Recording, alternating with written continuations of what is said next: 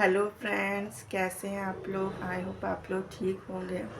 तो guys, EMRS का exam date आ गया है और 13 और 14 तारीख को जिन फ्रेंड्स का EMRS का पेपर है उनके लिए मैं छोटा सा वीडियो बना रही हूँ। मैं उसमें उन्हें ऑल द बेस्ट करना चाहती हूँ।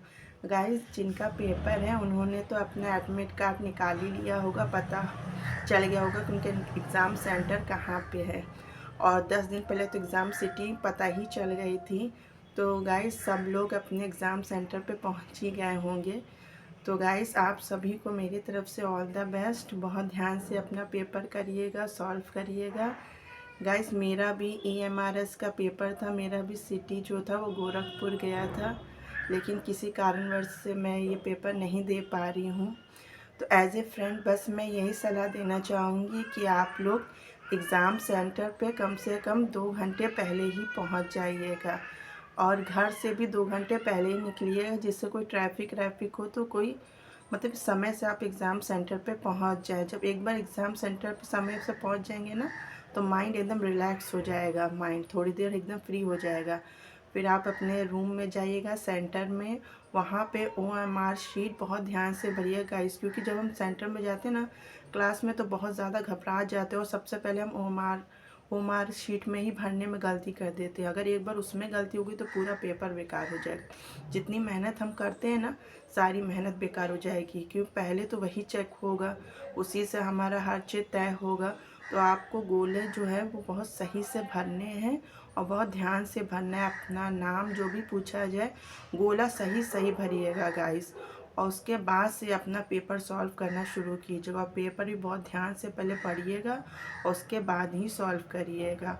गाइस, आपका तो जानते हैं EMRS में रीजनिंग आ रही है, जनरल अवेयरनेस आ रहा है, हिंदी है, इंग्लिश है, कंप्यूटर है, टीचिंग एप्टीट्यूड है, डोमेन नॉलेज है, NEP 2020 है।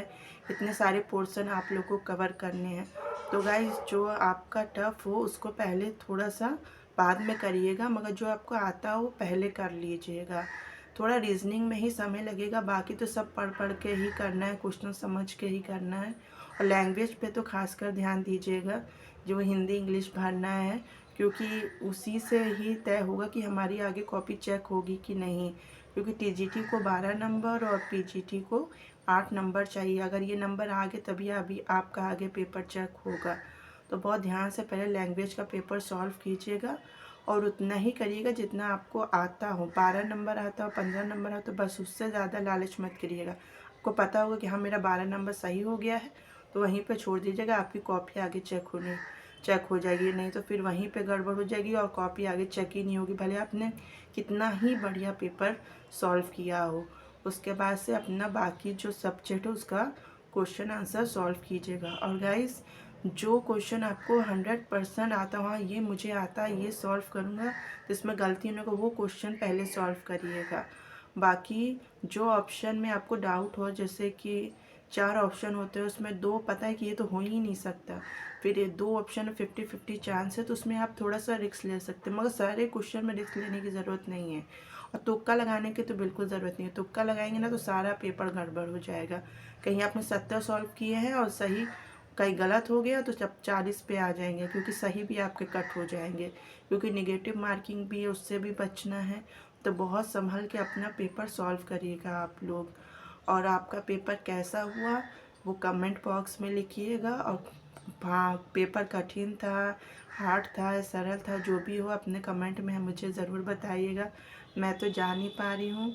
फिर आप लोग के लिए मैं यही कहूँगी, ऑल द बेस्ट। बहुत ध्यान से पेपर दीजिएगा, अपने ऊपर विश्वास रखिएगा, और मुझे पूरी उम्मीद है कि आपका पेपर बहुत अच्छे से जाएगा। तो गाइस, तब के लिए अपना ध्यान रखिए, अपना पेपर अच्छे से दीजिए, समय से एग्ज़ाम सेंटर पर जाइए, हॉल में जाइए, आराम से बैठिए, और मार्कशीट ठीक से भरिए, सारे क्वेश्चन ठीक से पढ़िए। और आंसर जो फिलअप करना है गाइस, कभी गड़बड़ हो जाता है कि B आंसर होता है हम इस A पर लगा देते हैं, D आंसर होता है हम B C पर लगा देते हैं। तो उस पर भी ध्यान रखना है कि हम जो आंसर पढ़ रहे हैं अपने क्वेश्चन पेपर में, वही आंसर हम मार्कशीट में भर रहे हैं कि नहीं। कहीं B के चक्कर में C मत लगा दीजिएगा, तो ये भी गड़बड़ हो जाती है।